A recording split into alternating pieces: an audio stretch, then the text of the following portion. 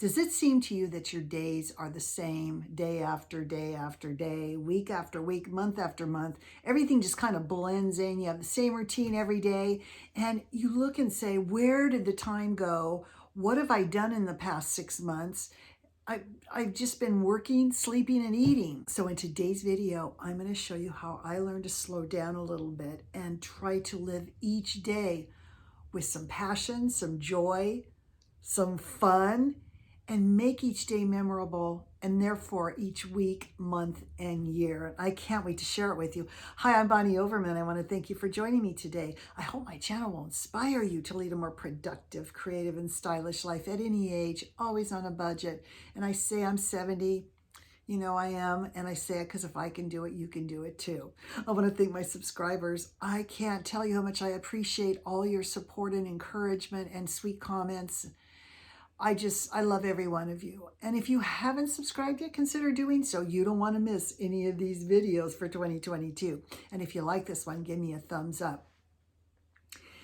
Now, I want to do a disclaimer before I start this, because if you are raising a large family and you work full-time, it's really hard to find a moment to appreciate and maybe savor the moment. Okay, this video is all about living a passionate life, and I did another video a year ago. Please watch that. This one's a little different. This one's kind of giving you tips on how maybe to reach that level of having a passionate, memorable, joyful, fun life. But I understand. I'm now, I don't have any children at home, so I'm able to do a lot of the stuff I want to do. Now, I do have some tips if you're that person that's raising kids and don't have a spare moment and you're working and all of that. Try, if you and your spouse or whoever you're sharing the responsibilities with, try one day on the weekend to give each other a half a day to go do something that you just love, whatever your passion is, if it's hiking or playing golf or baking or maybe holding up in your craft room and just staying there for half the day. This is going to recharge you. It's going to give you so much fun. You're going to be creating things. It's what makes life so special. But number one, I think it's very important to make every day special. All we have is today. Yesterday's gone, tomorrow's the future. All we have is today. And I think it's important to look at some of the routines and rituals we do all day and make them more special. Making coffee, taking a shower maybe with a special gel you've been wanting, or putting on beautiful music in the morning, or whatever your thing is, whatever you really love to do that's going to bring you some joy. Making a special lunch hour for yourself, or some private time when you come home from work that you can read or do something to kind of just put yourself in a good place, or better yet, create. I want to tell you about somebody, and maybe you've already watched him before. I'm going to mess up his name, I'm sure. It's Rajiv Surendra, okay?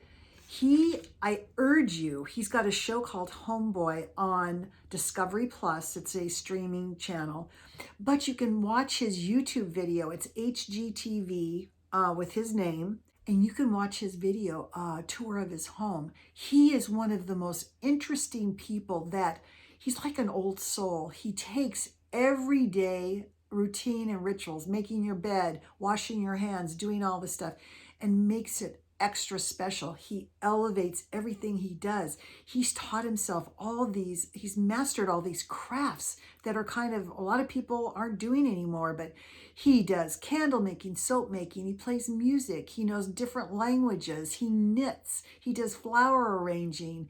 And the thing that blew me away is how he does chalk work. He's on Instagram too, if you want to watch him. But he's just the most calm, sweet, just a passion for life like you wouldn't believe, but he gets it out of everyday things. And I think that's the point I'm trying to make. Number two, you see me do a monthly vision board. I think we have to plan to have special opportunities and make time to create. I think creating things is the basis of what I'm talking about, living a passionate life. And so I think it's important to create. I think it's important to craft, some type of craft. It could be baking, it could be gardening, it could be hiking, it could be playing a sport, it could be painting, whatever it is, and make time for it. Also, make time, especially if you're a family or a couple or whatever, or just yourself, to get out of the house and plan these things. Plan time to craft, plan time to take a trip, plan time to be with friends, plan time, plan your month, make it different every month, have a theme every month. Then it's memorable. You know, in March coming up very soon, it's all about woodland, spring, and St. Patrick's Day, about fairies and green. And we're also going to talk about money. So that's a really neat thing to do every month for you and your family to do. Number 3 is, what is your passion? What is the thing you love to do? Now, I know a few people in my life that don't seem to have any. And I'm not talking about family and friends. I'm talking about things that you love to do that satisfy you, that fulfill you, that make you feel fabulous, like you've created something and you want to share and inspire others. What is it? Sometimes we have to go back to childhood to kind of think, what is it that I wanted to do? Well, I wanted to be a fashion designer. Well, I still design stuff. It's just not always fashion. So what is your creative urge? What is the thing that you want to do just really, really badly? And think about starting to do that. And when I talked about, maybe in childhood, start looking at things maybe through the eye of a child. And I really recommend really going out into nature. Nature is something that really gives us peace. It rejuvenates us. It makes us joyful. It makes us in awe of the world.